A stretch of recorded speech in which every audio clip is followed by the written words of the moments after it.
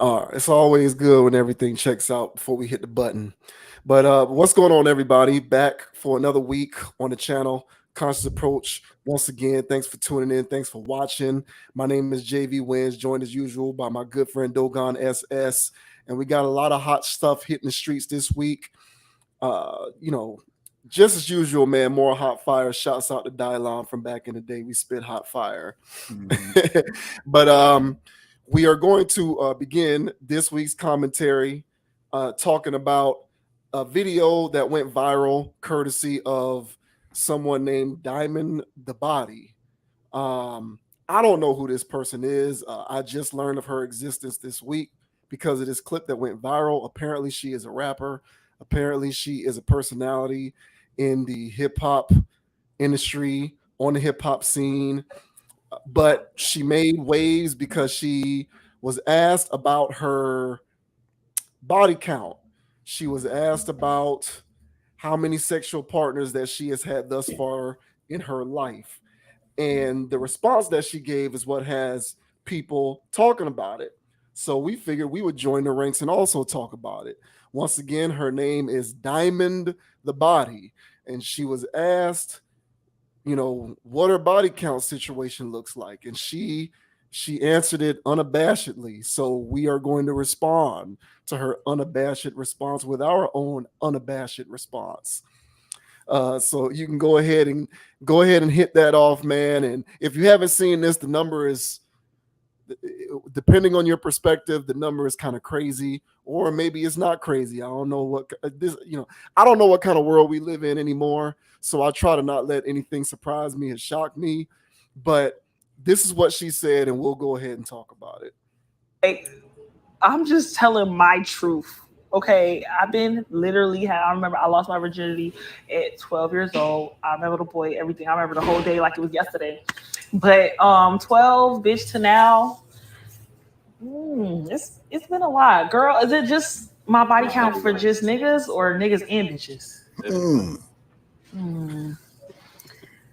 I would say like, I mean, I'm gonna be honest with you. I say like 2,000. To be real honest, like if you put niggas and bitches, because I done fucked a lot of bitches too. So I be fucking niggas, I be fucking bitches, and I mean, you know what I'm saying? Like I ain't gonna front. Like I'm gonna keep it blood raw. Like bitch, probably two bands, 2,000 bitch sexual partners. Absolutely, yeah, it is what it is. You know what? Hey, only God could judge me. I don't give a fuck, bitch. I ain't gonna lie. Hey, That's right. Only God can judge her. Yeah. Yeah. Well, I guess in a vacuum, that is a true statement. Um, That's true. I, I suppose, but yeah. So she has been sexually active with 2,000 people. I looked this up. She's 27, so you can take that for what it's worth. I'm not trying to imply anything. I am just stating the record for the purposes of context. She is 27, 27, and she responded that she's been with about 2,000 people sexually, both men and women, and that only God can judge her. So, uh, what do you make of that revelation? 2,000? I mean, is that too much, too little? Like, what do you make of that entire reveal? I think I appreciate her honesty. Let's start there. Um, Not most people are gonna give their body count nowadays. Um, especially women, because it's so taboo to speak about having a plethora of sexual partners.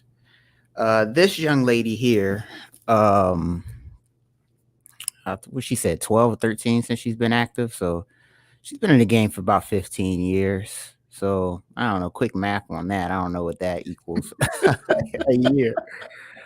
But one thing that I can say, I think her body is physically enhanced. So it's not all natural. But one thing about the her frame, I think her frame was always decent, for a while before the surgery. So her being able to attract men or women, if she's into both, her being able to attract either or wouldn't be that difficult for her, especially if she's already an aggressive type who likes what she sees and wants that. So it's kind of, it's a shocking number. It's a shocking number. Um, but for trying to find images for her, um, she looks to be, stripper lifestyle, pay me now for sex, sex worker. I think one of her singles was called Cash App. All right. And she had a stack of money near her private area. So I think her whole thing is, I don't think all of them were just, hey, I meet you, I like you, let's have sex. I think part of those numbers are also part of her sexual work duty. And she's not ashamed of her sexual work duty because it's part of her rap persona, which is where we're at in today's society. And she's talking about it as if she's trapping, um, because it's her hustle. So yeah, I had sex with that many. I gotta get this cash. That's where she's coming from. In another angle, she didn't overtly say that, but that's part of whatever women that are into her enjoy, and she's speaking to her audience. Um, as far as the actual number goes, um, uh, I can't say that I wouldn't have sex with her. So it doesn't scare me away. I wouldn't marry her, no. But, that's because the life she lives and all this other stuff. And, that is a lot. But yeah, I mean, it is what it is, man. She's not too many people are gonna say no. So she's gonna keep going. So um weirdly enough, man, yeah, more power to her. But how do you Yeah. feel about it? So quick math here. So 12, she's 27. That's an average of 133 people a year.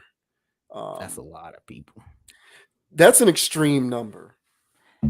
2,000 is an extreme number. That would be like, That's a me. different person every 3 days. Yeah, that's an extreme situation. That would be like me saying I've been in 10 car wrecks this year.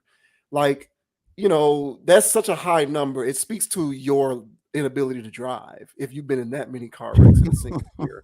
Like, one is like, okay, two is like, damn, that's bad luck. Three is like, bro, that's a lot, but maybe you just had a really, really bad year. 2,000 is such a high number. That's like me saying I've been in 10 car wrecks in a single year. At a certain point, I am trying to get in a car wreck on purpose if it's that many. So I just did the math there. That's very, very high. Um, you know, it's funny. Because she's trying to get into the rap game or is in the rap game, Or whatever. depending on how you look at it. Yeah, I don't know what to make of that Yeah, either.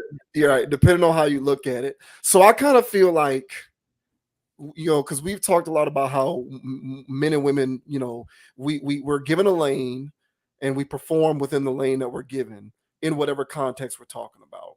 So a lot of these guys who get into the rap game, they start talking about selling dope and, trapping and all of that stuff. I think for women, their vagina is their dope.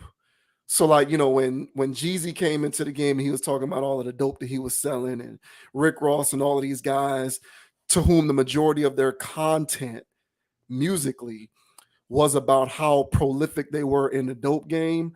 I think the flip side of that for women is how prolific they are in the sex game. So it's just, it's two sides of the same coin, which I like to often talk about. I just think that for women, a trap star for a woman is being a sex worker. And it's just at the behest of the listening audience to dumb down your sensitivity towards the notion of sex worker and understand that you just have to accept this as typical behavior at this point, if any of that makes sense. Mhm. So I just kind of feel like this is par for the course. It's no different than, and I'm just using these names as examples. I'm not saying that they have done this or that they are this way. But, if Megan Thee Stallion or Cardi B or somebody like this, one of these female rappers who are always talking about how their vagina is up for sale to the highest bidder, one of these, some of these, you just name them because they all kind of sound the same nowadays with that stuff. If they came out and were like, yeah, my body count is 1,000, I wouldn't, my response would be the same, which is, yeah, they're, they're the female equivalent of a trap rapper, except their trap, so to speak, is their vagina, is their sex.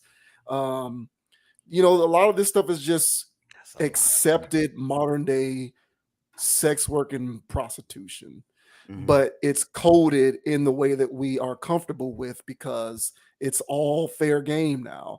If a guy can talk about his body count and be praised for it, then a woman can talk about her body count and be praised for it because it really is all the same. Honestly, the thing that I find amazing is that her number is that high, and I'm assuming for her sake that she's STD free. She didn't, no one got into that, no one asked her that question, but that's my question is, if your number is that high and you're STD free, that's an impressive feat. Honestly, to be STD free with a body count that high. Again, I'm not assuming that it is, and I'm not assuming that she isn't. I'm just saying that that's an impressive feat in and of itself, but it's interesting, like we talk about this a lot because, let's be clear, sex work, and I use the word prostitution at least, and I know that might rub people the wrong way, but I really do kind of view it the same. I kind of feel like if you're a woman or a man and you say that you will only have sex with rich men, or in order for a guy to have sex, he has to have more than you have. He has to have more money than you. He has to be able to do this or that for you financially, materialistically. Then you'll be willing to have sex with this person. I view that in the same vein as prostitution, kind of. I mean, it's sex for a service. So I kind of, the way that my brain processes that is it's no different, in my opinion. So I do kind of consider this type of stuff to be glorified sex work. And my only question is, because sex working has been around for a very long time. Prostitution, they say colloquially, is one of the oldest professions known to man, if not the oldest profession known to man. So this is nothing new. And, things like hypergamy, prostitution, sex work, these aren't new phenomena that just came about because of the proliferation of social media. They've been around for forever. But I think the connotation of the way that we have socially gravitated towards them as typical behavior is the one thing that's become different. And my question to you is, as we have progressed from one generation to the next and we're sort of fully enthralled in this society that kind of looks at it as whole hum, like not really a big deal. Chick who says she has a 2000s, body count. Oh, okay. No, not a big deal. Like, what has changed from the past to now, other than social media, for us to perceive it in this way where we can look at this video and be so desensitized to it that we feel like it's not really a big deal? Yeah, I agree. I did quick math myself. That was pretty good when I said that's one every 3 days. I overestimated. I did 15 times 365, which was only 5,000 and something. And yeah, divide that by 2,000, that's 2.73. If you round up 2.74. And so that's a different person every 3 days. Yeah. That is kind of gross. Now that I think about it, I didn't think it was like that, but one every 3 days, that's like, what is that? But that has to be sex worker numbers. That's not just stripper, just champagne room numbers. I feel like even if you're one of these chicks who lives the social media lifestyle where you're basically, like I said, where your vagina, where your box is open to the highest bidder, even if you're in that kind of lifestyle, it's hard to hit that kind of number. I feel. Yeah, that's not an easy thing to do. No, she isn't even 30, so it's not like that's a lifetime's worth of bodies. That's That's a brief period of time. Uh, that's not easy to do, man. So that's I kind of look at this as an extreme situation. I don't even know if strippers, That's what I'm saying. This is actual sex workers, hit that kind of number. yeah, that's what It I'm just saying. seems Like, to be a very high number. I mean, you got to throw some orgies in there. She's probably, I mean, probably, you know what I'm saying? Some group action. That's probably, a lot of these numbers. But she said women and men now. Yeah, So yeah, she probably get down. I mean, if you having 2,000 sexual partners, you've had more than one-on-ones. yeah. So, actually, if you add menages to the mix, let me multiply that by 2. And now that's every 5.5 days. So she's probably had sessions, I'm sure, where there was just more than one-on-one action. And that's how this also got inflated. But these are still very high numbers. This is back page numbers. This is whatever the hell else, where people are inquiring on these things. But yeah, man, this is wild stuff. Now that I'm doing the math and I'm really thinking about this, because I get caught up by curves. I'm not gonna lie. And the reason why I said I would is because if I didn't know that, I would have just did it. Right. And so, Yeah. but of course, I would have peeped up on vibes and who she is, and it's like, yeah, you can't wife this. I'm not gonna take this home. But still, even then, now knowing that, this is kind of wild, man. Just doing crunching the numbers. I wouldn't touch it. That's too high for me. Yeah, And I don't that's count it. bodies. I don't care. I don't care about body. I've never been a guy who cared. Right. To me, I've always been of the mindset that you can really get down and explore the limits of what you like sexually, and you can have high numbers, male or female. I never cared, as long as you were disease free. I didn't have anything to say. So I've never counted bodies, but Mhm. that number is even high for me, where Yeah, I'm just like, I can just go elsewhere that's and pretty. not have to deal with the potential ramifications of being with somebody who's that high in number. Like that's Yeah. just very high. Yeah, that's these are pretty steep numbers, and Yeah. the by day count is really does it for me. Whereas it's like, once you start to really wrap your head around, it's like, whoa, because 2,000 is just like, well, okay, that's a number, which is a lot, but still like, yeah. But But once you bring it, what I find so intriguing about it is it's not that the presence of people, it's not like the existence of this is new.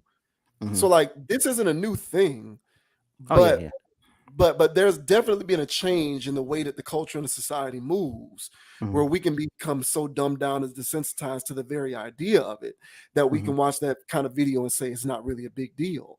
Mhm. Because there's always been sex workers, there's always been sex working, there's always been, prostitution, there's always been escorting, there's always been men who place a valuation on a woman based upon their vagina, and there's always been women who place a valuation upon themselves based upon their vagina. So these things aren't anything new, but like, is it solely social media? Is it just about the internet and OnlyFans? Is that the only thing that's different, but everything else has remained the same? Because I watch that clip and I look at her and I say to myself, she's proud of this. Yeah, It's well, not a yeah, big deal.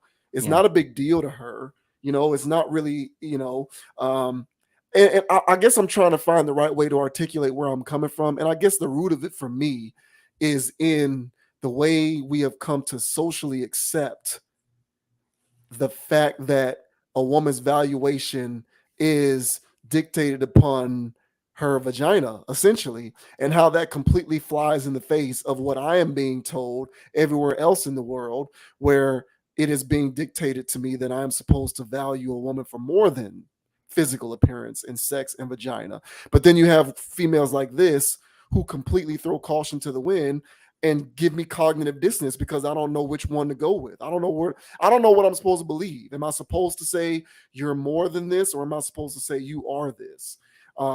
It just kind of seems like there's some dissension amongst the ranks of women. and there needs to be some leadership. So I guess I just need answers, Sway, because I really don't know what the difference is other than like OnlyFans and Instagram. Well, I think, I mean, we've seen, like you said, this is nothing new, and at least me, I used to watch talk shows back in the day, Ricky Lake, Sally, Jesse, Raphael. What's the other guy? Mari, Maury, of course. Montel. Montel. What's the other guy? Geraldo Herrera. Yeah. Jenny Jenny Jones. Jones. Yeah, there you go. So as we were watching that, part of what their lack of topics to have to talk about, they would always have people that had sex addictions on there. And then you would hear these people talk about their sex addiction and how many partners they've had in their life, and it was always in the thousands.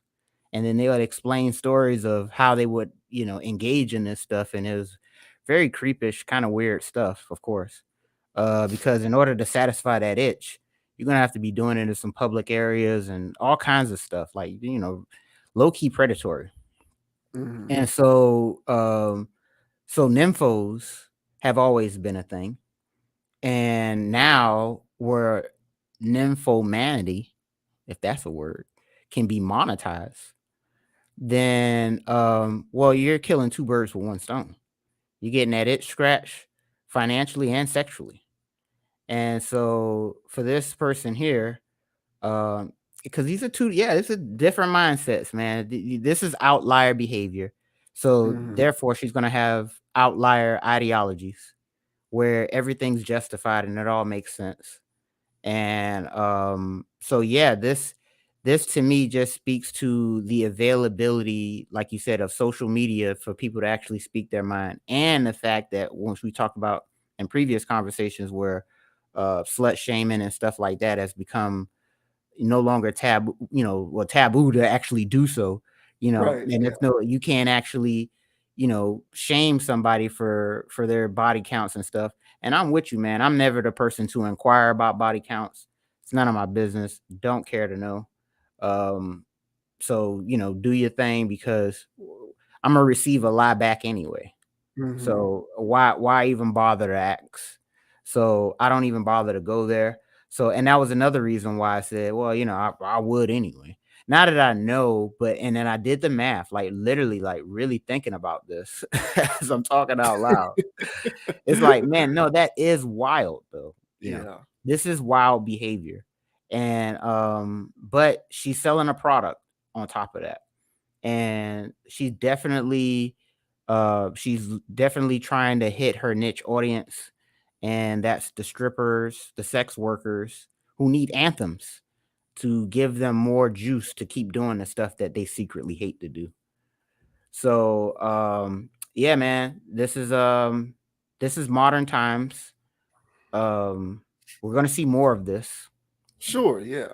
Oh yeah. The bragging, the front end. Yeah, I got this many bodies. Yeah, I done did this. I can take your man, and all this other jazz that's going on. So, um, yeah, like you said, just speaking of how prolific their vagina or their sex game is the new wave for the women that were already there historically. They just have a voice to actually speak it now. And Yeah. there's women who will hear this, be disgusted. And I would say honestly, it's the vast majority of women that would hear this and go, "Hey, that's kind of gross. I understand, sexual liberation and all, but you're taking a little too far. One every 3 days, I think you can give your walls a break." You know. Mhm. And so, honestly, are there any after one every 3 days? I don't know. That's a great question. I do All not know. right, so do some empirical research, bro. Let me know how that goes. Yeah. That's I don't know. But yeah, man, I just think that, if you watch that video, male or female, and you feel some type of way about that, just understand that this is just an equivalent. Like this is just the version of this. I really do feel that way. Like especially if you listen to this music stuff, because all of this stuff is propagated through the music very, very heavily. Mhm. Um, you know, modern day sex working, escorting, prostitution, placing evaluation on your self-worth based upon what you can do sexually and what your vagina is. It's all over the music. But I really do feel like it's just the female equivalent of what men were doing for forever Yeah. in the music, Trap which is rap. just yeah, it's female trap rap. I really do feel like it's female trap rap. So when a guy is a rapper and he talks about how he had bricks stacked tall to the ceiling, Right. it's the same thing as a woman talking about how she's ran through this many guys and made a bag, and however much she earned by I doing that. don't It's the get it. same I exact don't. thing. I understand, but I don't. For the life of me, I don't get it. Yeah. Like Well, it is. that's because generationally we have different sensibilities. So like were we came up we can more easily understand trap rap than we can understand the music of somebody like Megan Thee Stallion. We just don't come from the generation where it was understood that that is the female equivalent of whatever is going on culturally. Mhm. So I really do think that this is a generational thing. It's no different than sports when older guys who grew up watching basketball still talk about how you got to dump the ball into the post in order to create open shots. Like Oh the man, so we're game dumping it in the post. that I think so. In terms of this, I think so. Now let me be very clear that I think that this chick is an outlier. Like you said, I want to be Yeah, very man. clear. I think that she is an extreme case. Right. That 2000, that is abnormal. Okay, Yes, that's even by crazy. even by standards of today's thoughting around and slowing it up, that's an extreme case. I'm talking like normal parameters of women out here just being thoughts and slowing it up and all of that. Um, yeah, I think within normal parameters, we're just basically saying, "Hey, man, dump the ball into the post." I think. But I think it's just generally understood that this is just the way things are done. I mean, there's people, people nowadays, they're getting into polyamorous relationships, like, accepted modern polygamy. Like this stuff is just commonplace. Now, how much can you extrapolate that to the general population? I'm not sure. I would say, based upon my experience, that even today, still, most people, generally speaking, do prefer the normal setup, which is monogamy, essentially. Um, and not having that many sexual partners, preferably. But I do think that this is becoming more and more commonplace. And I just think that it's women's ability to quote unquote have a voice, for whatever that's worth. And I say that sheepishly to a certain degree, because I do think that there is more, because I think it's kind of contradictory in certain ways, because we're supposed to be moving beyond women being identified based upon their sexual prowess or just their sexuality in general. But I still find that for the most part, the majority of conversations centered around women's self actualizations still tend to revolve largely around their acute sexual nature, or their sexual history, or their sexuality, or their sexual orientation, or their willingness or lack thereof to have sex, and how quickly they're willing to do it, so on and so forth. So, in a lot of ways, we're progressing, but in a lot of ways, we're still stuck in that time loop. And I think this is just a manifestation of that, where it's just creating some confusion on one end and a lack of confusion on another end for other people. And it just depends on where you fall along that line. Yeah, I agree, and I do think she's an outlier, and I think that within her spectrum is getting larger, and Yeah, it didn't used to be as many people within it, so much so. Now she's still an outlier. Well, that's because we know her numbers, yeah, and so, but as far as modern people, like young people, uh, they have had access to way too much sexual stimulation their entire lives. And so everybody, so growing up, hell, I'm just a kid. I don't know nothing about sex. TV's telling me about what's cool about sex, what's this and what's that. Oh, girl kissing girl, that's hot. So you know what I'm telling girls in middle school to do? I'm telling her, hey, go kiss her. I don't know why I'm telling her to do that, but TV's saying that that's hot. And then, they're not doing it. Some girls pecked. Yeah. But other times it was just like, whatever. So then it got to a point to where I actually wanted a girlfriend. I didn't personally want my girlfriend to be kissing other girls. I wasn't into that. So I was like, what made me into that? And it was the influences. Now, we talk about this all the time about how the influences, create these modern things that we're experiencing, within society. And I just think that everybody has had the same level of mind control. Oh, you was watching VH1 too? You was watching VH1 last night? I remember we used to come back to school after watching MTV Cribs, the last night before Pimp My Ride, and we all in school talking about what we saw on MTV, and it was the same level of sexual stimulation. So, of course, it has only evolved with Wi-Fi, 5G, and all this other easy accessibility of all of this sexual stimulation. So sexual energy is the most base animal level of emotion that any person has. And it's constantly being fed with the wrong messages. And such is so strong. Since it's such a strong thing, it drives people outside of what they would normally want to do just so they can get their sexual desires satisfied. And so people try to figure out, why is my sexual desire so hungry? Why is it so hungry? Why is it so hungry? Well, it's because of all the stimulation that you've been receiving since you were too young to remember you could remember things. And so now you're trying to live all of these things out, and one partner is just not enough. I don't know. She's not going to cut it for me. Why? Her body ain't this, her body ain't that. What's all these other bodies you're seeing? Why do you want all these things? And so with all of this stuff that's going on, I think she's a microcosm of all of this. And like I said, man, I feel like that gap is expanding. I look at older relationships and older people, and it looks like they still get it. And everybody else that's still in this young wave of stuff is, like you said, this polyamorous hopping around. Hey, you do your thing. I ain't going to check your phone. That's where I'm at now. Do your thing. I ain't going to check your phone. Because me checking your phone is going to blow up the spot. There's a problem. I'm not going to check your phone. I'm not going to ask where you were. This is where we're at right now. It's not everybody, but it's a large majority of people. And so, she just speaks of a growing population of not just women. It's everybody, man, that's caught up in this sex craze.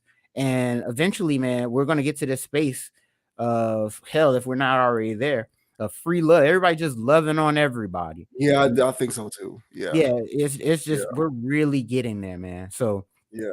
Hey, that's why my initial thoughts was, hey, man, whatever. The mind control got to you too. I'm talking about her. So I was like, she looks safe. So do your thing and stay safe. But definitely, man. Yeah, man. A lot of people out here need some intervention with their sexual stuff, and she's no different. Yeah, for sure. I remember, like, when we were like, when I know I'm dating myself. Yeah. But like the only way that I my could ride. like the only way that I could really see, like, girls in bikinis or sexy outfits or whatnot is if I actually physically went to the beach, or if I went to like a pool party or something like that. But Snapchat and all of this stuff, man, it's just right there. You can look at all of it. Yeah, literally. And so it just it does form your brain. But I don't know. I just found it interesting. I agree with you. I do think that it's a growing segment of the population. And while at the moment I believe that her number is an extreme case, yeah, we're slowly but surely getting to a point where if that number isn't the norm, at the very least, people are going to hear it and feel like it's not something that's completely unreasonable. So, it is what it is. Yeah. Yeah. So shouts out to Diamond the Body. Diamond the 2000 bodies. Shots out. For real, yeah. Hey, You and all two. will Dogon be 2001? I'm just joking. Yeah, you and all your 2000 bodies. She got bodies out here in these streets. Crazy. It's like cocaine cowboys. There's more bodies than that. Seriously. All right, so next up, we're going to talk about another video that I found from a TikToker who she's regretting where her life has gotten to. She's 46 and she's single and she's unhappy about that reality of hers. So we're going to go ahead and play this. For the life of me, I can't understand why these people put this out for public consumption, but at the same time, thank you, because you're providing people like us with content. I would never do this, but hey, whatever. I guess it is what it is. But she was in the mood to express why she is, unhappy with where what the course of her life is taking at this point. She's 46, unmarried, and she's not happy. So we'll play this and talk about it. Hey, TikTok. You know, it's crazy because I joke a lot about being single and, I laugh it off.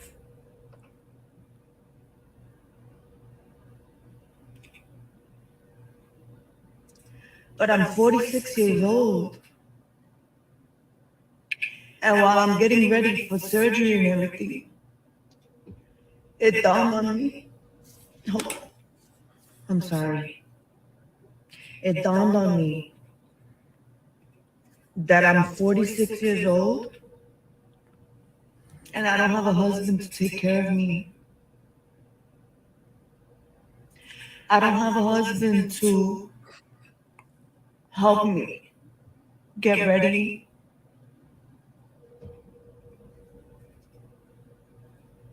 I'm 46 years old and I still need my mama to take care of me post-op. I still need my sister, which whether I had a husband or not, they would be there.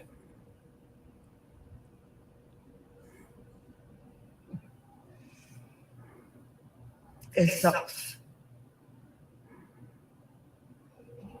Being single at 46 sucks. PSA, man. PSA. I hope they paying attention. That's it. It just sucks. And I'm fucking tired. And I make jokes about the fucking buffoons that I have been encountering in dating. But in reality, this is my reality. This is my reality. This is my reality, and those stories are the shit that's available because all the good men have gotten married in their 20s and 30s because they're good men. I'm not blaming it all on men because women are fucking shit. They fucking batshit crazy too. So, but this is my reality, not anybody else's. That's all. I don't mean to laugh. I don't mean to find enjoyment in her misery, but some of that stuff I got a good chuckle out of. Oh man. So you say it's a PSA, huh? It's a public service announcement. That should air on PBS after Author and Clifford the Red Dog. And everybody should watch that. and feel her pain daily. Just so when they grow up and they say, I'm not gonna be that girl that was in that car with a car seat sitting back there, hollering about she 46 and she ain't got no husband, nobody to take care of her. It just hit her at 46. That's wild to me. But I feel like this is very informative. And again, much like the last topic, this woman here has been caught in the wave of systematic mind control that has gotten everybody in this whole let me be a bachelor or bachelorette and let me be single and do my thing. Let me be single and do my thing. We had a conversation a couple weeks ago about, if couples are breaking up too fast. And when you're out here doing this dating stuff, because I don't even know why people call it dating. You're just literally meeting a stranger. Cool enough with that person for 1 to 2 weeks to see if it's any stranger danger. You have sex with them repeatedly until you cap out on the sex. Well, y'all did every position y'all both know. Y'all try to introduce new things. That some stuff may stick, some stuff may not. Then once the sex is exited its honeymoon phase, well, now you have to deal with each other. They don't really want to deal with each other. So then they just break up. Then they find the next person. And they do the same cycle yet again. And as you always say, and as the world says, hey, repeating the same thing, that is the definition of insanity. For you to be doing this for as long, and I'm talking about this woman, for her to be doing this for as long as she's been doing it. So let's give her 18. She's been dating since she's been 18. Well, she's almost been doing this for what? Whoa, quick math on that. 20 some years? 30. Almost 30 some years? 30 years? 46, so that's almost 30 years. So she's been doing this for quite a while, 3 decades. And she just figured out that she needed a husband. That's why I have no sympathy for her. Right. And so now granted, there's people out here that they getting up there now, and they're getting up there in age, and they're not quite 46 yet, but their resume is speaking damn near the same. And you're on the same trajectory. And so what ends up what people, and that's why I said this is such a public service announcement, because this is easy to laugh at her now because she's 46, but 35, 30, and you're still in the same boat as her. And what changes does anybody plan to make to get out of that boat that's got them there at such an age? So there has to be an actual, in order to achieve something you never did before, you have to do something you never did before. And so much like I said from the conversation from a couple weeks ago, that couples breaking up too fast. Well, people are going to have to start giving people chances. Stop fishing in the same pond you've been getting the same crappy, multi-fin, multi-eye fish that these mutant fish you've been catching. So stop fishing in that pond, go fish somewhere else where there's actually good people there, and then give that person an honest chance. So I've got more to say on this, but let me get some of your takes on this. Yeah, I'm gonna just piggyback off of what you said. I don't think that that's possible, and I try to be an optimistic person, but I don't think that what you're saying is possible. I think people have been too brainwashed by their messages on a daily basis, the messages that they consume on a daily basis. I think that they have been brainwashed by those messages too much to be able to get out of their own way and come to the realization that they need to do something different. I think the whole fishing in your pond dynamic is something that comes entirely from mind control, entertainment mind control. and that mind control is so palpable. I just don't see this reversing. Let me get some. Let me be very clear about this. I think the reason why people, and I won't even just limit it to women. I'll include men as well. But I find a lot of this type of stuff, content wise, coming more from women than from men, honestly. I don't see too many men making videos talking about how they waited too long and they're old and now they're trying to get married. But I know it happens, but for the most part, I see more of this coming from women. And so, like, to this woman here who made this video, and she's talking about how she's 46 and, you know, being single at 46 sucks. Uh, like, she's not an unattractive woman. So, did you just come to this realization today? Like, how long have you felt this way and still been going about the business of trying to, change your relationship status by doing the same things that you've been doing your entire life, and not making any strategic changes so that you can get a different outcome? Like, to a certain degree, I feel like a lot of this is just disingenuousness on the part of people who come out with these statements publicly. Because, like, you seem intelligent enough to know that you are headed down this road. So either it hits you in this very moment, and now you're realizing, oh my God, I'm 46, hit the wall, and now I need to start making some changes.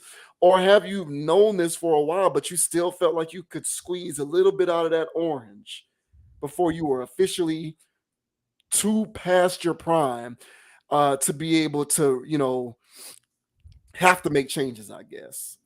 I just kind of feel like a lot of this is sour grapes. Like, it's rooted in mind control. Like, when you speak of the buffoons, because that's the word that she used, characterizing the men that she's dated. When you speak of the buffoons whom you've dated, clearly you've dated enough of these guys that you're able to detect when you're encountering a buffoon. So at what point do you realize that you're encountering a buffoon before you decide this guy is exhibiting all of the characteristics of a buffoon, so let me not give this guy a chance and let me try something different? You've been trying the same thing for the longest, despite evidence to suggest that you know what buffoonery looks like, yet you still kept engaging in buffoonery. So whose fault is that? Like, this is all on you, ma'am. Just like it's all on all of us. Like, all of us, if you're mid 30s, late 30s, and you're pushing 40, or if you're into your 40s and you feel that sense of urgency because you feel like this is something that you don't want to have to continue as you get older or advanced in age, like, you've known this for a while. This isn't something that you just discovered. Like, you're not walking on the moon yesterday. Like, you realized that this was going on for a long time, but you kept trying to squeeze that fruit because you kept thinking that you had chance. You kept thinking that you had chances and more time. Everybody thinks they have more time until they no longer have time. So I would proposition you to evaluate how much time you actually have, especially for women, because unlike men, women really do have a biological clock to consider if things like family, and motherhood is something that matters to you. Now, if you don't care about having kids and all of that kind of stuff, then, whatever. At that point, all you're looking at is your physical peak and how to be able to maximize on that as much as you can. But if motherhood and having a family and all of that kind of stuff is something that you care about, there's a window of opportunity there. So it's best that you don't squander it. Those are my initial thoughts. I kind of just don't have any sympathy for her. I have more to say, but I'll let you kick back in with the rest of it. But I really do think that this is all a matter of mind control. I think that for women like this, she spent too much time preoccupied with how tall and how much money and relative physical features, like whether he has enough tattoos or whether he has this kind of hairstyle. I feel like her, and I'm speculating. I feel like, but women like this are a dime a dozen. So I feel like it's not reckless speculation. I feel like it's very reasonable speculation. I feel like she spent an inordinate amount of time concerned with how tall he is, how much money he has to make, whether he has, whether he has the right kind of tattoos, or whether he's doing this, that, and the third in that kind of way. I feel like she spent too much time preoccupied with that. And now that she's gotten old enough to care about things that actually matter, things of substance, she's going to be hard pressed to actually find someone who's willing to give her a chance, because guys aren't willing to take the trade off with you being so far past your physical prime. So that's the price that she paid. And I guess that she only has herself to blame for this. You reap what you sow. And it isn't just her, and it isn't just women. Men, we do the same stupid stuff. Mhm. So, definitely a public service announcement, definitely a cautionary tale, but we are so enveloped in our own mind control madness from our devices and from these messages that we receive on a daily basis to gain the wherewithal to get out of our own way. And this is what you get as a result: 46 and full of regret. Yeah, and agree with that. But my take on the mind control aspect is that if mind control is working successfully, you're doing this on autopilot. So that's the control of the mind is you're doing what you're seeing on TV. So you're not even in a space to where you can compartmentalize and not do what you're seeing on TV. You are doing whatever you're consuming.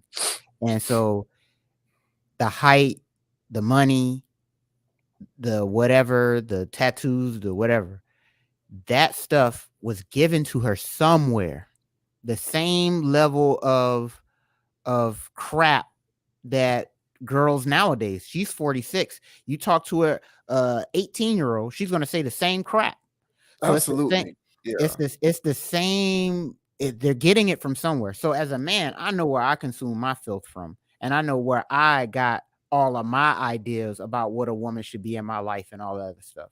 I don't know what women watch or consume as a mass for them to all be speaking the same message like this, but they're consuming something. And so my level of so is there an overt level of empathy for her on the front side? No way, because well, yeah, like you said, you dug this grave, so make yourself comfortable, right? But then on the back end, I do have a level of empathy because well, she couldn't control it. And so she's on autopilot just the same way that when you walk through the house and you throw your keys in the same area or do whatever, it's the same automated response to whatever she does anything. And so as a reality check, because that's what she called this, and most certainly she hit some type of wall of reality Mhm. in this Right. situation. So if she had a reality check, she was not living in reality before. And if she wasn't living in reality before, then she wasn't consciously making her own decisions. And so now that she can actually see it, but what caused this? A level of trauma in her life. She has in surgery about something. And so this is bringing in her own mortality for a change. And she's actually feeling that, you know what? I can die. And that's the part where that's the seed of her reality check. But she's been doing this for 46 years. It's going to be a monumental climb in order for this woman to be a wife next year legitimately instead of rushing the Mhm. cause. And so because she has so many built-in habits that 46 years, that's a lot of repairing. And honestly, unless there's some Maury Povich boot camp, she's in a She's bad in the space. danger zone. Yeah, Yeah, she's in the she's in danger a danger zone. zone. And so my thing is that living wild, living young, and that's why I put the image of these people here, because it's so much glorification behind being young and single and spry and sexually active, much like the last conversation that we had. So there's so much emphasis on living this type of lifestyle of just play. I had I had a professor. He says this was in 2010, and he said, I hate modern rap. And it's gotten worse since then. He was like, I hate modern rap. I can't stand what y'all listening to. And he said, all it teaches you is party, irresponsibility, not taking care of your responsibility, just play, and nothing about being a grown adult. And so so you'll see people, yeah, we're in that bracket. Hell, you scroll down on any social media thing now, You got, you know what I'm saying? Grandmas Mhm. thirst trapping. Grandma's thirst trapping because, well, they're in that wave. You know, she's 51. She got the same kind of programming that I was getting. You know, she was just watching the Jeffersons, you know, when it came out live. Yeah. But you see what I'm saying? It's like, so people have been what people need, and it's not like, it's kind of like church, but not church. But people need the same level of inner work time that they spend on consumption. But people wake up and consume all day Mhm. and never do any inner work. And so when you're stacking days of not thinking for yourself, then you're on autopilot. And Yes. then it's like 2,000 bodies. I'll slay that. You heard my mind control? Boy, you got your damn mind. So this is what's happening nowadays, man. It's a lot of people that got caught in this wave. And that's why I like having these conversations, is because it separates the day-to-day. Oh man, I was just watching that unabated. It was just going straight through today. And it's like, yeah, man, just take it easy. And whenever you're watching something, make sure that you're filtering some of this stuff out, lest you be this woman in the car crying like, "Where my wife, bro? Where my Mhm. wife, dog? Like, I ain't got nothing. Yeah, I got this, I got that, but I ain't got nobody to love me." And that's one more thing. This single life, it's all a facade. There's nothing entertaining in it. That's the irony of it. You're having so much fun not having fun. You're doing all of this stuff, meeting all of these people, great stories. You can kill a party. You got stories for this, stories for that. Oh, you got boys that you talking around. Oh, you slayed this, slayed that. Good for you, sir. But that man's going to go home to his wife, and he's going to have something warm next to him today, tomorrow, the day after that, next year. And what you got to show for bachelor life, play a baller? Oh, you got a Holodex, bruh? Which one of these women is going to help bury you? Which one of these women is going to be in a hospital bed next to you when you're actually going through it like that? Yeah. Helping you recover from your surgery. You know what I'm saying? But your Holodex is too busy hoeing. So there's a miserable life in living this bachelor life. And that's the lie that they've been trying to sell us on all of these TV shows. Oh yeah, I'm slaying this, slaying that. Oh yeah, I got a new one. Seinfeld had a new woman every episode. George was getting a new woman every episode. Like George Costanza. Yeah, he got a new woman. Why not? It's TV. It So is then exactly. you say, hey man, let me play the field. Let me do mine. Hey, I know there's better out there. I saw her on Instagram. Bro, that girl stayed states away. You know what I'm saying? She got herself dolled up before she even took that picture. Her house dirty. I can go on. And So she's miserable. and she's miserable She's secretly miserable. because she's thirsting for likes. Yeah. So what is really going on? So one more part. And it's just like what these dating apps and people swiping left, swiping right. That's so not real fishing. And so that's grocery store fish.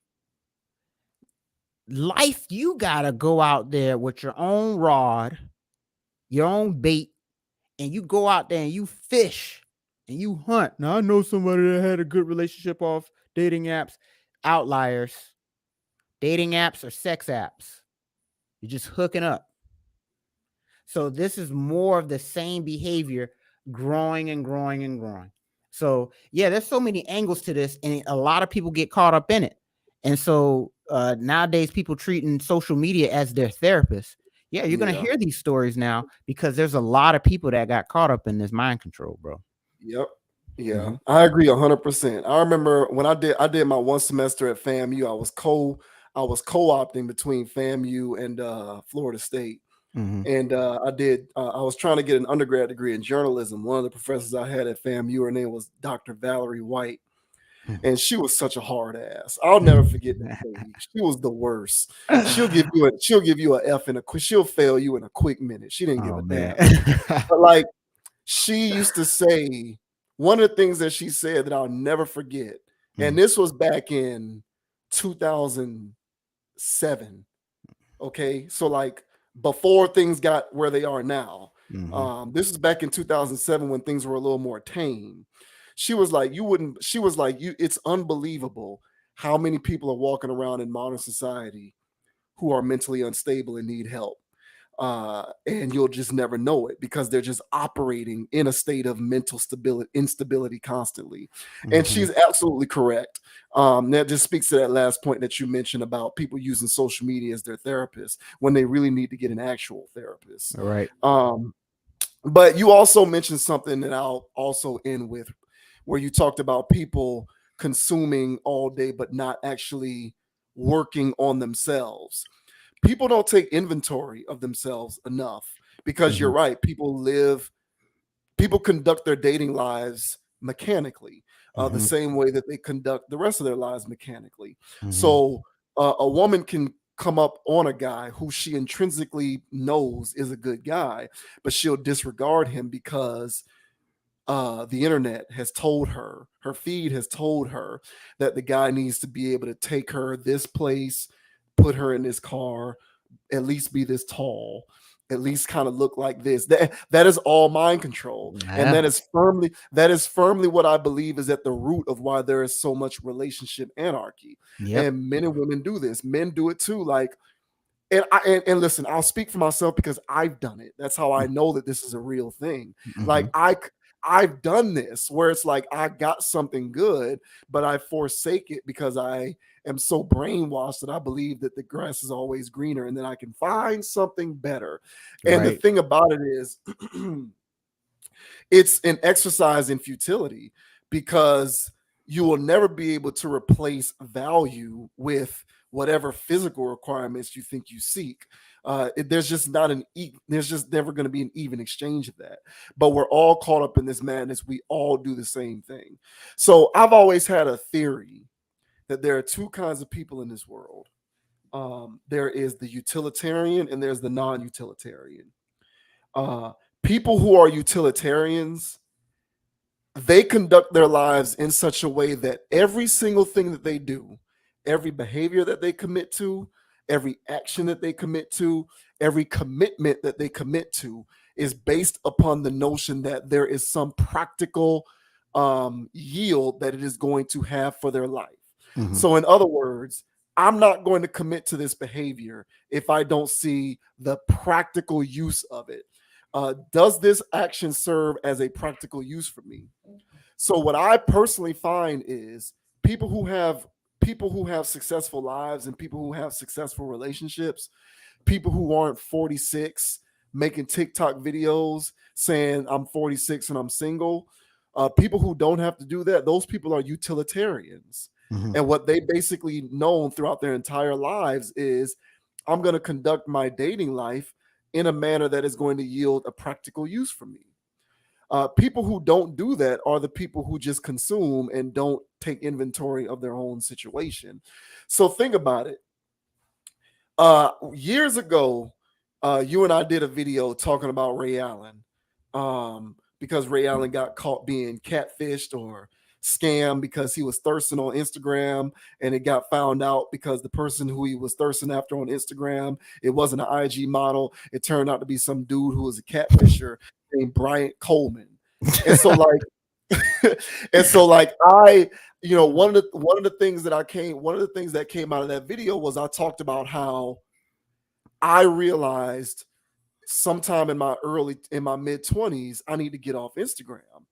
More specifically, I need to stop following IG models, fitness models, Snapchat chicks, OnlyFans. I got out of it. Like I literally went through my account and I purged my account of every follow, of every Instagram model, every model, damn near every woman. And I kept some women. It just depended on what the nature of what they did was. I got you. But all of the Instagram modeling stuff, the Snapchat chicks, and the OnlyFans. Not OnlyFans wasn't around back then, but around stuff like that. I Mhm. stopped following them. I stopped liking photos that were thirst traps. I stopped commenting on those pics and all of those videos. I purged it out of my system. I purged it out. I got rid of it because for me, I realized following these women serves no practical purpose for me. Where is the pragmatism that it will employ for me personally? It doesn't exist. What is it? What does me following this woman do for me practically? She's not going to show up at my place. She's not going to ask for my phone number. If I ask for her number, she's going to ignore me. If I comment on the pic, on the photo, what is it going to do for me? Nothing. All it does is give value to her as an attention seeker, but it yields no practical purpose for me. So what's the point of doing it? I'm not going to contribute to this madness by following these women, liking these pics, liking these photos, liking these videos, commenting.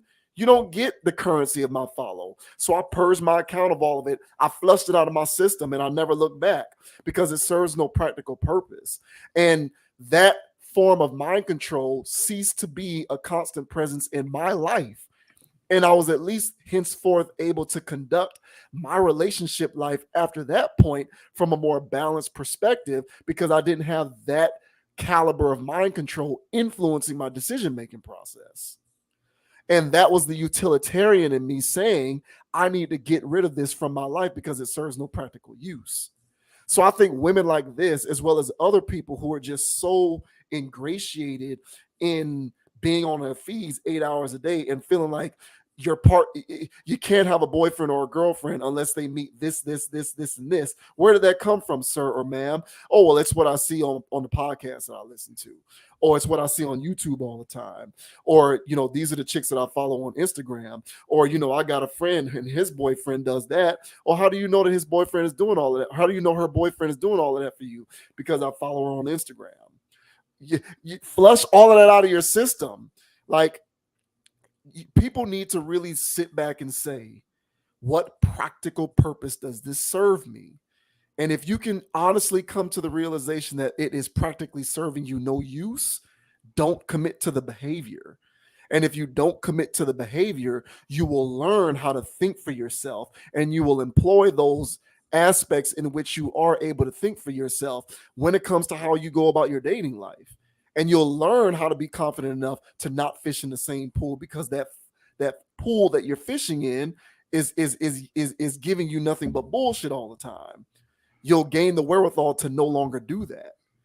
But it starts with us as individuals. It starts with everybody learning how to conduct your life from a practical utilitarian standpoint. And that was always my theory. So like, I'm not a utilitarian perfectly through and through in every aspect of my life, but when it comes to stuff like this and all of this mind control, I realized early on that it was doing more harm than good in more ways than one. So I purged it out of my system. I got rid of it. And I think women like her spend far too much time doing it when it would really benefit you to purge it out of your system. So, that's kind of the big picture message that I have for stuff like this. Too many people are just group thinkers and they just they conform to conventional social norms. And, too many women are saying, I need my guy to be this tall or make this much money or drive this kind of car or do this or do that. And too many guys, money. Yeah, and too many guys are saying, I need to have my girl who has this kind of hair or this kind of body or does this or that sexually and all of this kind of stuff. And the ironic thing about it is you can actually have all of that if you just get with somebody who's like-minded and you just develop the rapport with that person. But we just want it now.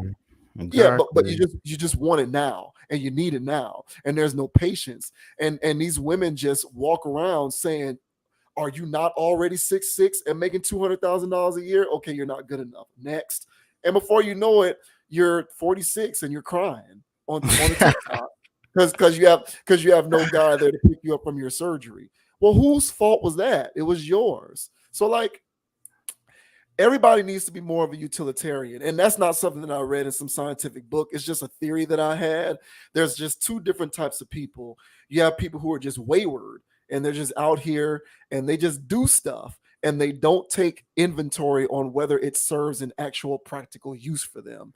And then you have other people who got it from the get-go, and they just always realize, I'm not going to commit to a behavior if it really serves me no practical use. And following these chicks on Instagram, these thirst traps, and believing that this guy has to do this or that, that is all mind control. That comes from the programming that you're receiving, that receiving it in such excess is not actually giving you a practical use. And you want to know how it doesn't give you a practical use? Because you're over 30 and you're still single, despite the fact that you claim you don't want to be. Mm-hmm. That's how you know it serves no use for you. If it served an actual practical use, you would have attained what it is that you seek already. But the fact that you haven't attained it means that it's not serving that practical purpose. So Yeah, like that's what people need to do. And so this woman, women like her and women all over the place, I know too many of them personally, they don't do that. And too many of us as men, we also don't do that. And so that's kind of what I impart to people when it comes to this stuff. Is just practical use. Purge yourself out of it. You're not missing out because you're not on your Instagram feed 8 hours a day. That stuff is all trash anyway. If it's not teaching you how to make money, run a business, if it's not teaching you about certain certifications, if it's not helping you with certain hard skills, you don't need it. It isn't serving a practical use. The rest of it is just mind control. So get out of the matrix. Agreed. I couldn't agree more. And I'll just say this. Yeah, it goes down like just like how you said, if the stuff's not serving you, if you see a thing where there's a female and she has nice breasts, and you have a girl and you know her breasts are okay, but they're serviceable breasts. But the one on IG that you're following, I mean, they're crazy. They're like 101s. And so now you're looking over that and you're like, damn, I ain't gonna have that girl. She's staying in another state, but there's gotta be something around here that's like that. Yeah, now you out in the club. Now you out of the club. Yeah. This girl with the respectable breasts, you're now looking over her. And so that's just with the breast. It can be waist. It can be, you know what I'm saying? You know, the backside. Mm-hmm. It can be any of these things that's got the mind warped. And we've got a lot of warped people out here. So I like that advice. I did the similar thing. I did a purge of mine. Still got one or two floating out there. But you saying this really makes me go, yeah, you know what? You don't have to look at it. Because honestly, even I don't even really get on IG as much anymore. But whenever I do get on there and I'm scrolling and I see the one or two and I'll look at it and go, man, I used to really enjoy that. It's kind of ridiculous that she's still doing this years later. Mm-hmm. Like, what is this? And who are all these people? I bet there's a guy or guys never took a post off. Never. They're liking, commenting, hell, even reposting. They live for it. They live for it. And honestly, I don't know what dungeon they live in. I don't want to know. I don't want to know how it smells. But it's like, get out of that place, bro. Because there's a lot more to life. There's fresh air outside. And Yeah. And so, yeah, this speaks to all of that. But I'm definitely going to do a second inventory of such things. And not even when it comes to like this topic, like you said, just do an inventory of everything. And what is it? Is this really serving you right now? And I'll have those conversations, but then I'll go, no, but you know, I do want some leisure. What's the harm? Yeah. And see, that's the thing. That's the thing about it. And see, people, you know, because I've shared this kind of stuff with others. And for the most part, they've been like, yeah, man, that makes a lot of sense. But you had some people who've been like, bro, it's not that serious. And see, the people who are like, it's not that serious. Because you got a lot of people who are just like that. Like, It's not that real, bro. It's not a big deal. Actually, sir, it is. Yeah. It is that serious. Like, you really need to commit only to behavior.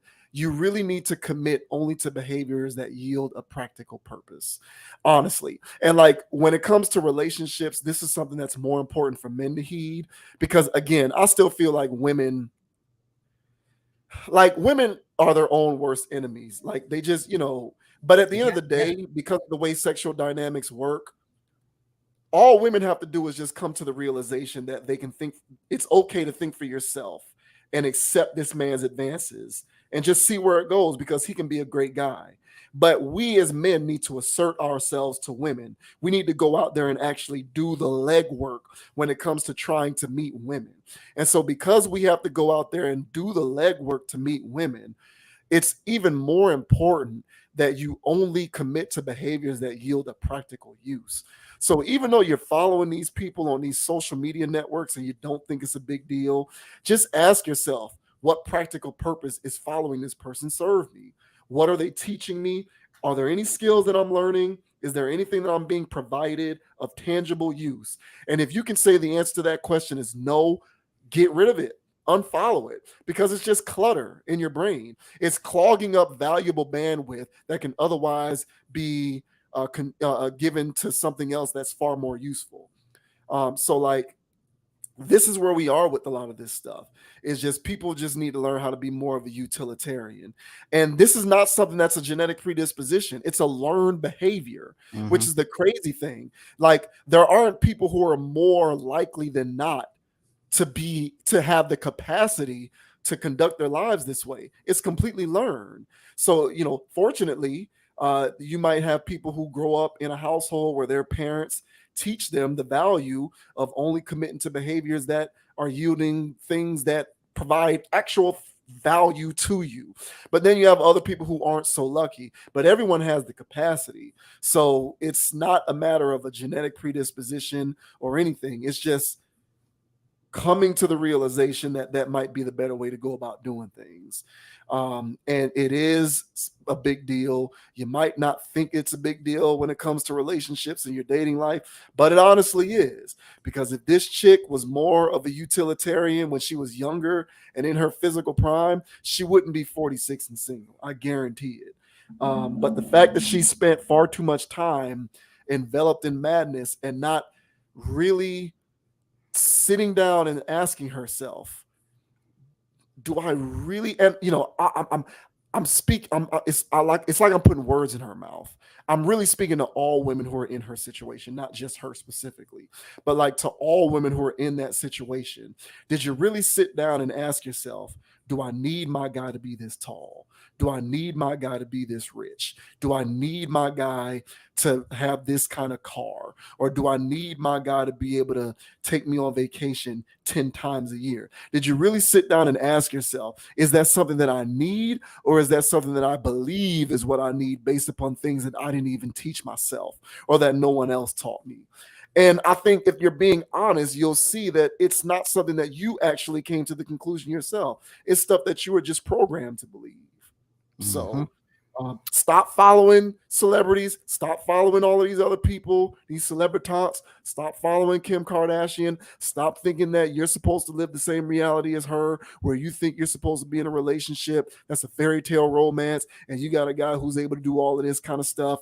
Really, what you're supposed to do is get with a guy and build that so that y'all can do that together. If 100. you do that, then you won't be 46 crying, wondering what the fuck happened to you. 100. I couldn't agree more, bro. Could not agree more. All right, so we're gonna go ahead and end it on that note, man. Good luck to you in your surgery, Miss Lady. I hope it turns out okay. Hope you're all right, lady. Yeah, for real. Next up, we are going to talk about Ray J and Kim K sex tape drama. Lord have mercy. Yeah, so this is something that's percolating quite heavily over the course of the last few days, actually. So apparently, Ray J is trying to protect himself from slander because the Kardashian clan is trying to make it seem as though they had little involvement and that the whole sex tape thing going all the way back to the mid 2000s, we're still dealing with this sex tape stuff. The Kardashian claim is trying to purport that the sex tape was something that was almost completely initialized solely by Ray J. And Ray J was being opportunistic in this regard, and that he leveraged his relationship with Kim K in order to benefit off of the sex tape, and that in a roundabout way, the Kardashians are trying to suggest that Kim K was exploited. And Ray J is saying, hang on real quick. I'll be right back, bro. I'll be right back. Keep going. Okay. And Ray J is trying to suggest that not so fast. He was not engaging in exploitation, that Kim K and the Kardashians were not being exploited, and that they were willing participants in the whole situation. So he's coming receipts, he's got Instagram videos, he's got all of this kind of stuff to make his case, to make it known that it was a 50-50 partnership that they engaged in with the sex tape. So first, what I'm going to do is I'm going to go ahead and I'm going to provide some context. I'm going to provide some context first, and then we're going to share some clips for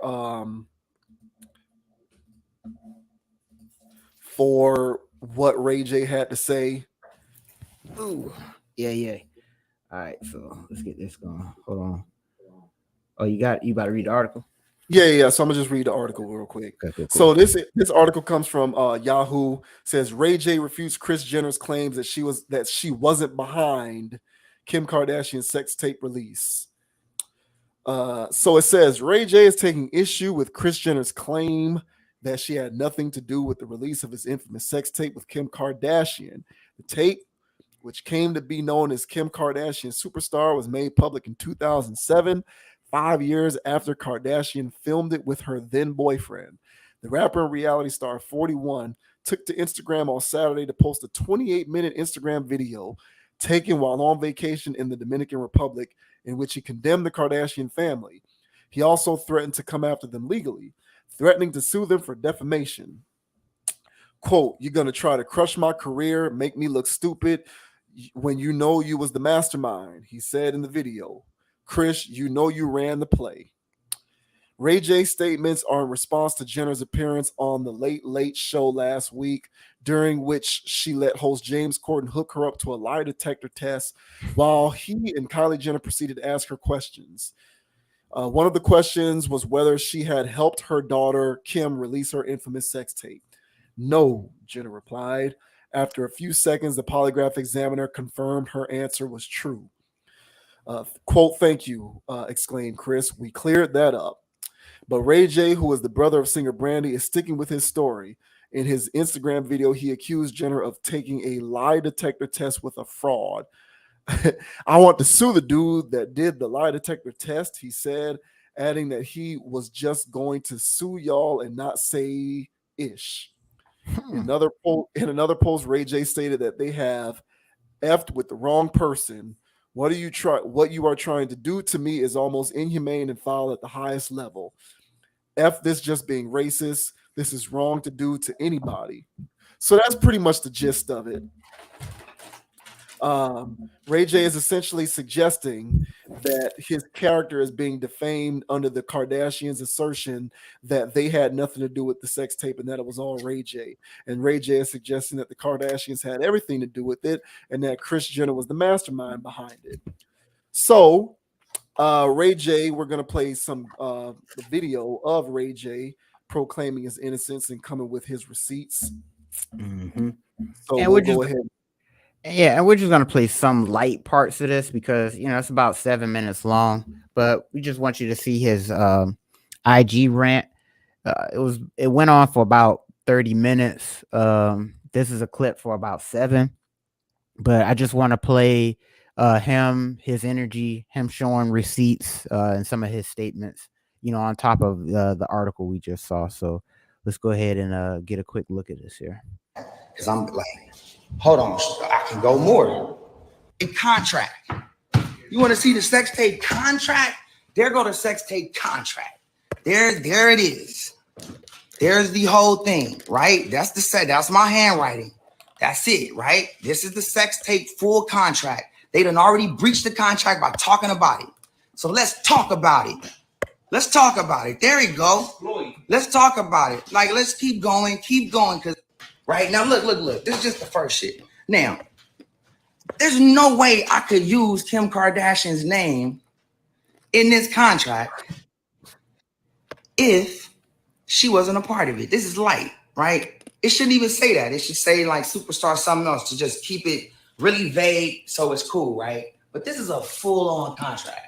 I got 12.5%. Kim got 12.5%, right? Now, she got the same exact contract I got. And when we go to court, guess what? They got to pull that up because we got to see that because Moms was lying and we need to make sure that it's not right? Original copy of my contract. And look who signed my deliverables and was in the room. Hold on, there's our signature right there because that's it. If they try to void this contract, anybody that I did the deal with, that means that the whole deal we did is void because this is what we sold. Look who was in the room with me. Look who wrote exactly what we sold. Tape number 1, Cabo intro. Tape number 2, Cabo sex.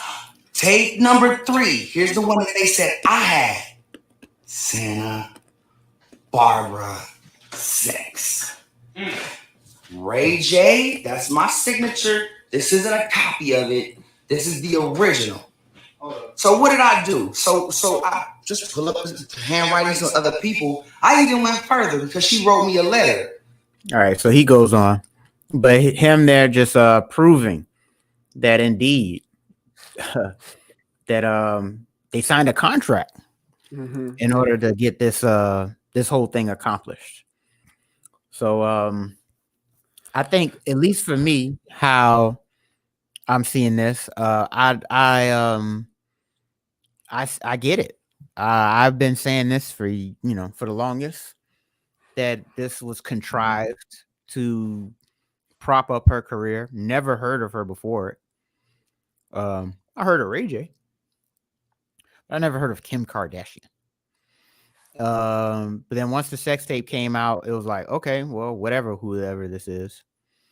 So to me, I think Ray J's accurate.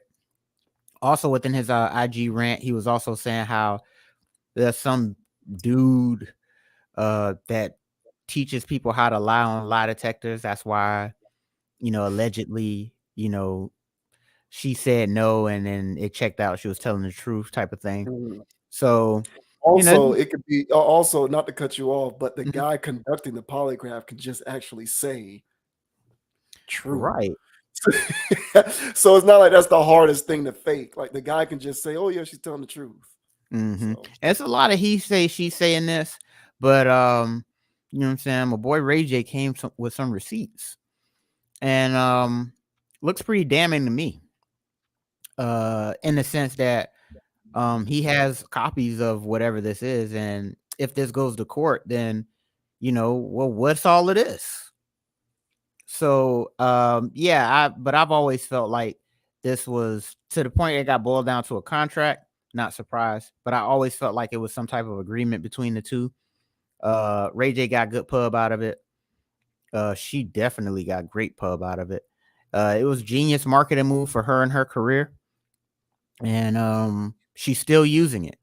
This is still fodder for her relevancy. Every other month, whenever she decides to do something to stay on everybody's tip of everybody's tongue. So not surprised by this whatsoever. But how about you? How you feel about it? Yeah, I'm not surprised either, but I'm also confused. Like, who do these people think they're fooling? And by these people, I mean the Kardashians. Who do they think they're fooling when they try to suggest that they had nothing to do with it? Like, I'm not the biggest litigious person in the world. I don't know all the laws in the world, but I do know that tape was distributed through Vivid TV, which is a major adult entertainment company. So a major distributor of content cannot do so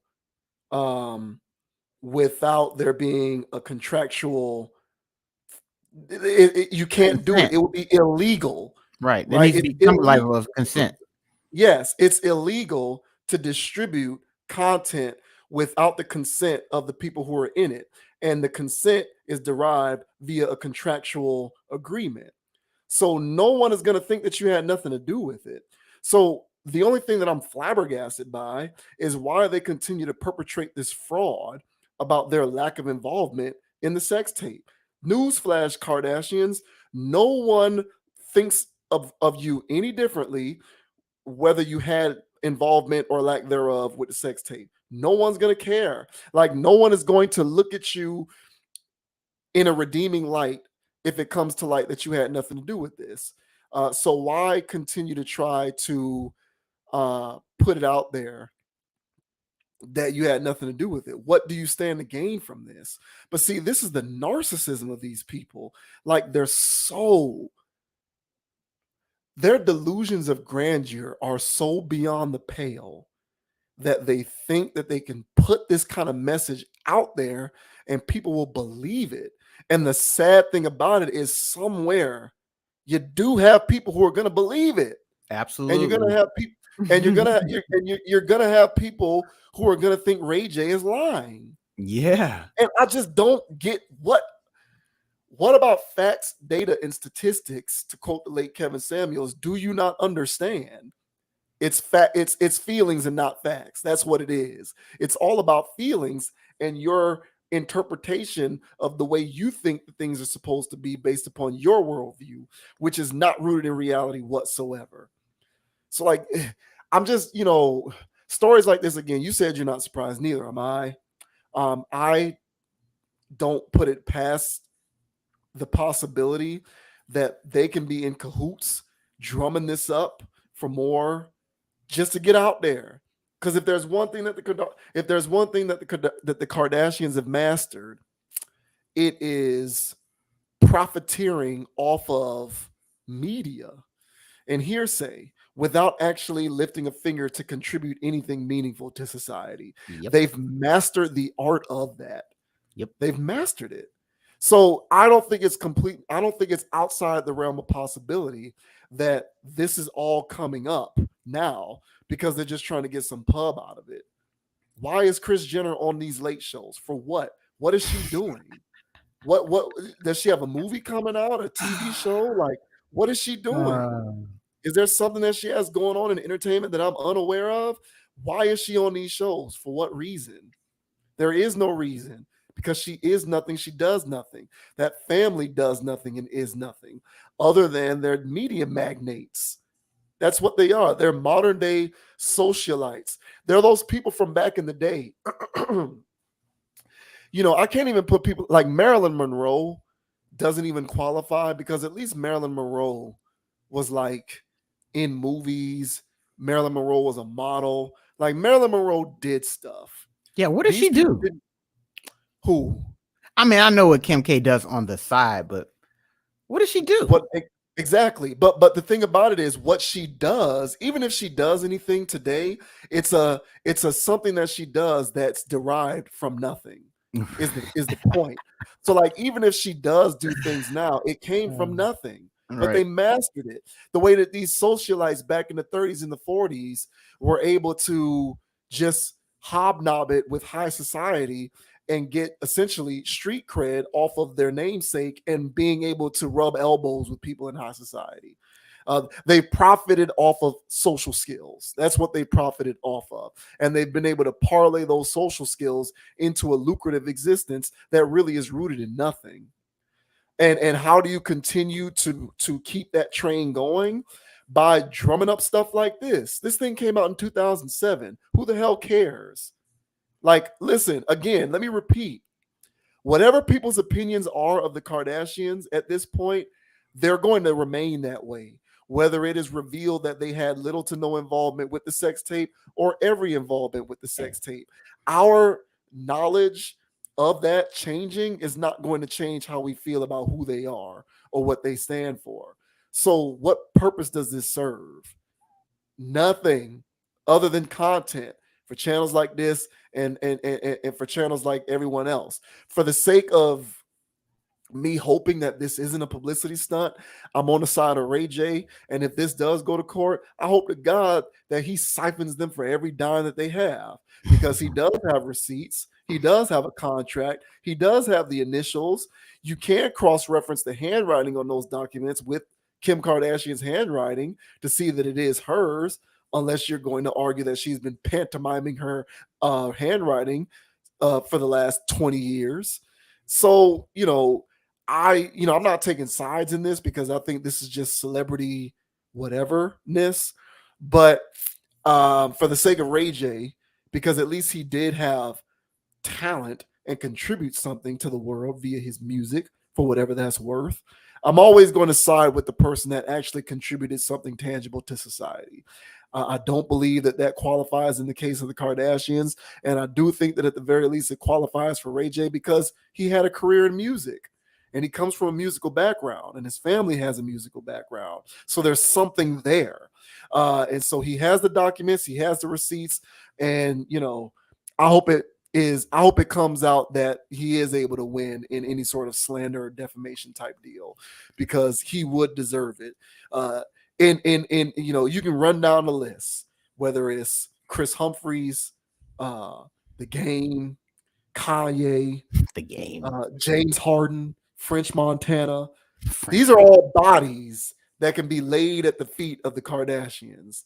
And I'm happy to say for Ray J that he has not somebody who can be named amongst those bodies that are at the feet of the Kardashians. And I hope that continues for him. So in that regard, I'm pulling for him. Otherwise, I think that this is just a whole lot of BS. Yeah, I mean, totally agree. Shout out to Ray Ray J and his scooty bikes. And yeah, his, he has a headphone thing too. Yeah, like, the Raycon earbuds. Yeah. Go to his website, get the promo code, enter it in. Like, go support Ray J, man. He's hilarious. And I don't want to hear nobody come to me about what the Kardashians doing. I don't care. I don't want to hear that crap. I mean, just like how you said, bro, like, who's believing this? But then you came back and said some people are believing this, and it's just like, yeah, bro. Like, it was a chick I was talking to, and she was sitting there watching it, and it was one of the newer seasons. And I think this the past season that's been coming on or whatever with Pete Davidson and all that.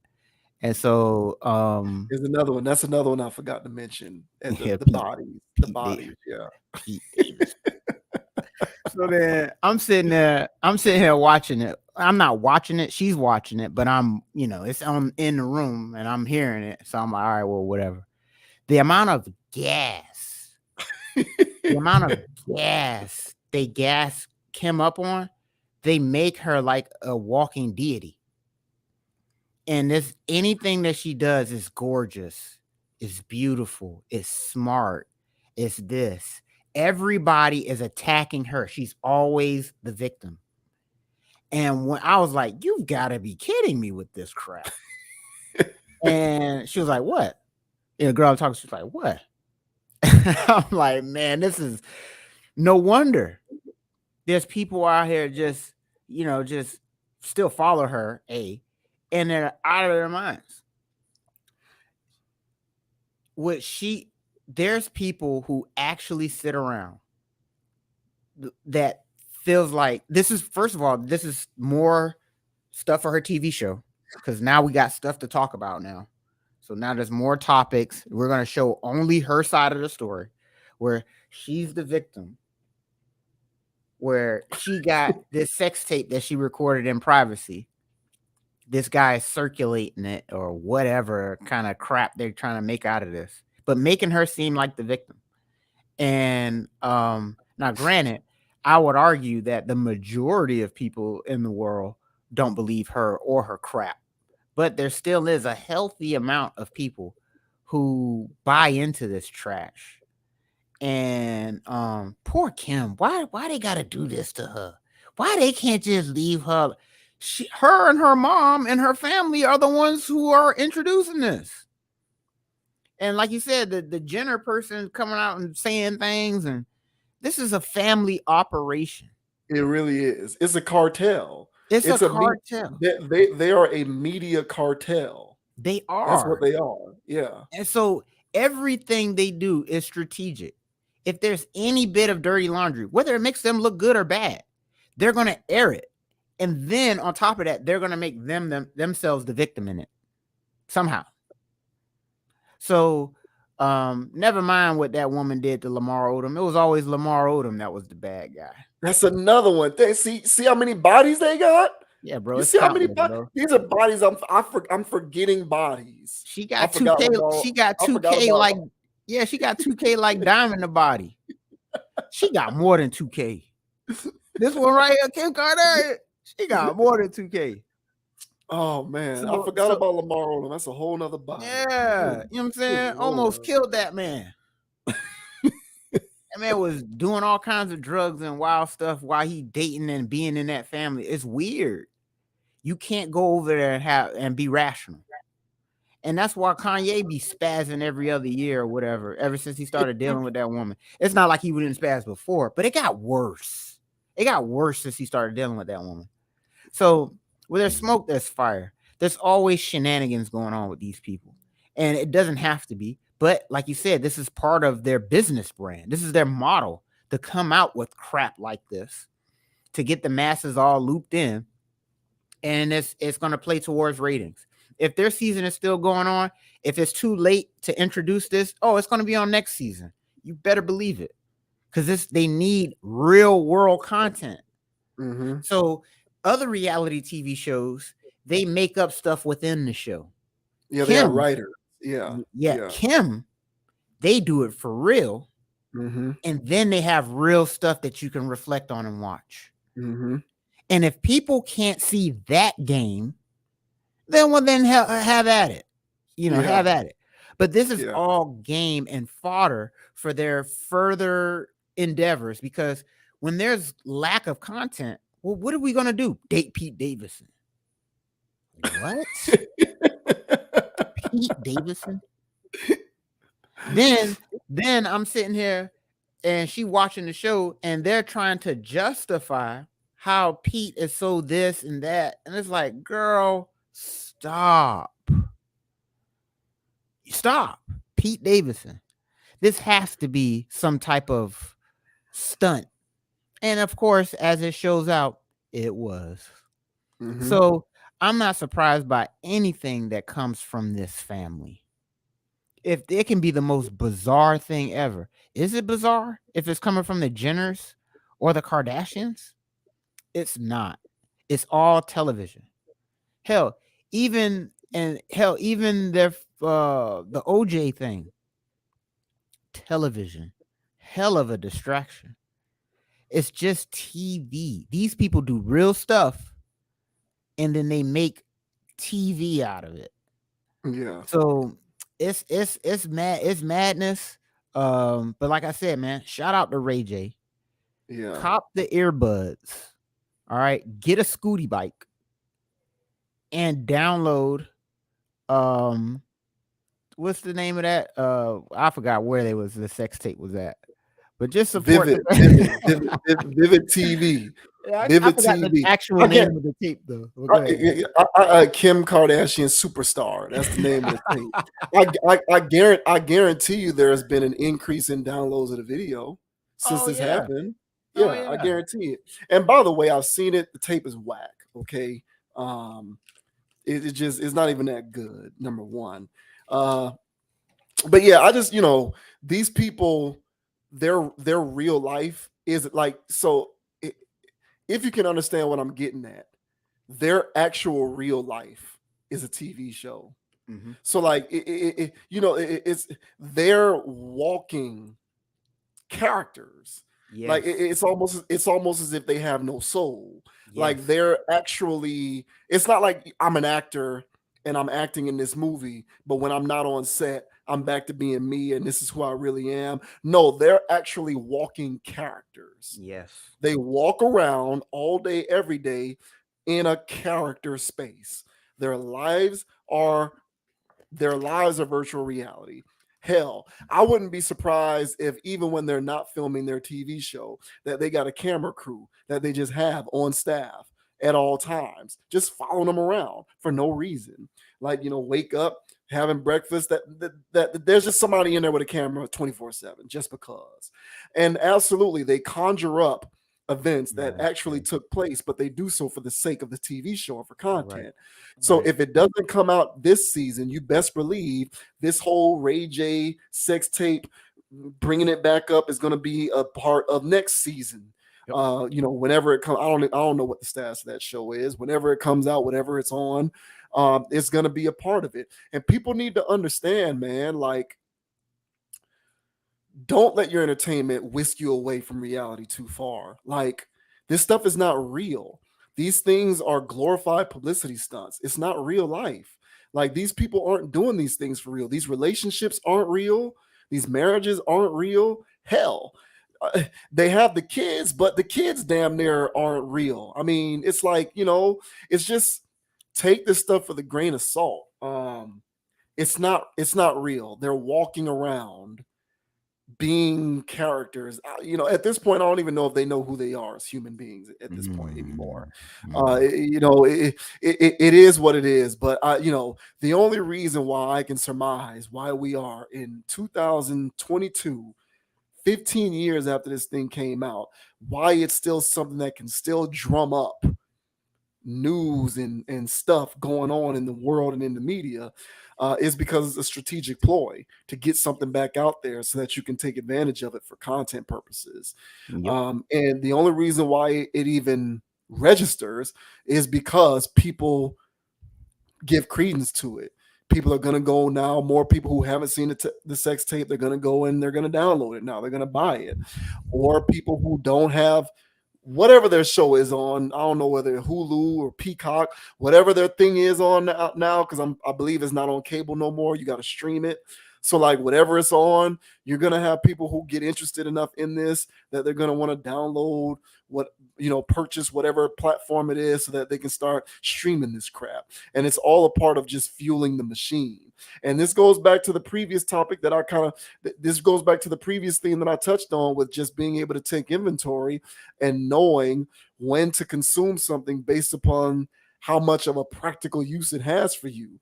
And this, ladies and gentlemen, does not have a practical use. So I would advise you to not get too invested in it, if for no other reason than to stop feeding the maniacal, insatiable, narcissistic, power-hungry beast that is the Kardashian family. If for no other reason than to just do it for that.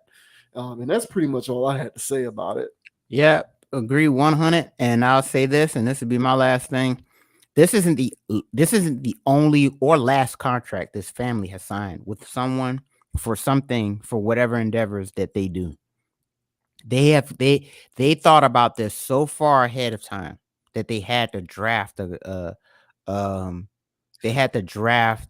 contract. They made 3 copies. They aired the best one. This was very strategic. And Yeah. if they did this back then, they're doing the same type of behaviors now. And if you're dealing with a group of people who are spending so much time trying to conjure up webs in order to get you distracted, you must be very mindful of those people and be mindful about anything that comes out pertaining them. Ray J, cool guy. Love him as an overall entertainer. I just think the guy is just hilarious because he really believes everything he says. At least it comes off that way, and he's just genuinely a fool. Yeah. Cop a scooty bike. And I'll tell you guys like this. Just like JV says, man. Just stay away from these people.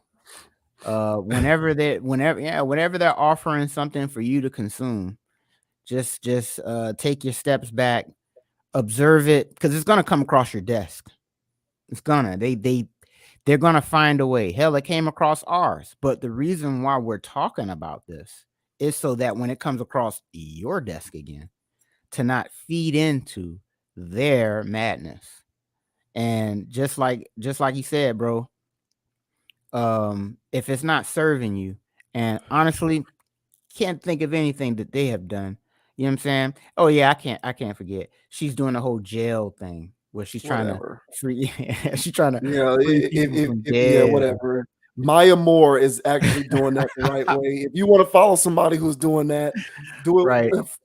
Excuse me. Yeah, check out Maya Moore. Hmm. Yeah, Maya Moore is a far better example of Absolutely. someone who's on the ground trying to do criminal justice Right. reform work. Not parading around. All right, claiming that that's what she's doing, but have people doing the legwork for her, Exactly. and then Exactly. only showing up for photo ops because, well, you're dealing with a Kardashian. A So, sycophant. These people yeah, are just, yeah. just absolutely, like you said, bro, narcissistic monsters. So they embody it, man, and they believe it. They're all in on this crazy stuff. Like they like, yeah, you know what I'm saying? Like, where's the camera? You know? So not surprised by this, not stunned. Keep your distance and don't believe the hype, man. So agree. Yeah. Don't believe the hype, man. Go ahead and unplug, man. Shouts out to Ray J. Buy the ear pods for sure. Yeah, Um, man. yeah, facts. But go ahead and we're gonna go ahead, man, and sign off. That's gonna be it for this week's stream. Appreciate everybody for tuning in as usual. If you're watching this on the YouTube channel, hit the like button on the video, subscribe to the channel so that you can get the notification for all content that gets posted to the Right. channel. That's right. If you're watching this video on the Meta page, share the video, like the video, comment on the video. Also, let us know what you think about what we have to say in the comments of this video. Certainly appreciate it. Whether you're watching this on stream or whether you're watching this as an individual video, certainly appreciate the support. Follow the Conscious Approach page on Instagram at Conapproach, CONAPPROACH. And the Meta page speaks for itself. Same name, same spelling. You can also find me on Instagram at JV Wins. And the channel also has a home website where all content is published there as well, consciousapproach.com. So check that out. Otherwise, appreciate you for tuning in. Thanks for showing the love. Always appreciate you supporting logical content. Absolutely. And again, gotta reiterate, hit the like, hit the subscribe, guys. We be going in. And we try to do this every Tuesday, all right, around 7 p.m. Eastern. All right. It may fluctuate a little bit, but we be dropping the notifications whenever we're about to go live so you guys can chime on in. So make sure you guys stop by. We do this weekly. Every once in a while we may have something, here or there, so we do this consistently. So join the party, man. And also, if you guys have any comments, please leave those down in the comment section. All right. And if you guys want to join one of our lives, like I said, we do it every Tuesday. So hop in, drop some stuff in the chat. We would love to hear what you guys have to say in real time, and we'll definitely respond and have a party in here, man. Because honestly, this content is for people who actually use their brains. All right. So this entire dialogue that we've been having tonight and in previous conversations, these are conversations that spark levels of thought that elevate you past the mundane and the average in the world. All right. And as you can see that, man, we really be going into the weeds and really try to get to the bottom of stuff just so that, our personal lives. I know for me, I be learning a lot from these conversations, from the stuff that JV says and some of the shit that I say. And I'm like, man, hey, yeah, I forgot I thought like that. These are very interesting. I would love to hear y'all's thoughts so we can grow as a community and get sharper out here. So the name is Dogon SS. All right. You can find me on Instagram, Dogon_SS, or on YouTube at Dogon SS. All right. And like I always say on every show, don't be too high, don't be too low. Keep it even kill, keep it chill, keep it player, man. Don't let anybody get you off your pivot, So stay focused and stay neutral, fam. And until next time. You know what I mean? Yeah, until next time, man. Everybody learn how to be a utilitarian. That's the way to go. Please. That is the way to go. But yeah, until the next video, man, we're going to go ahead and sign off. Appreciate you for watching. We'll see you on the flip side. Holla. Peace.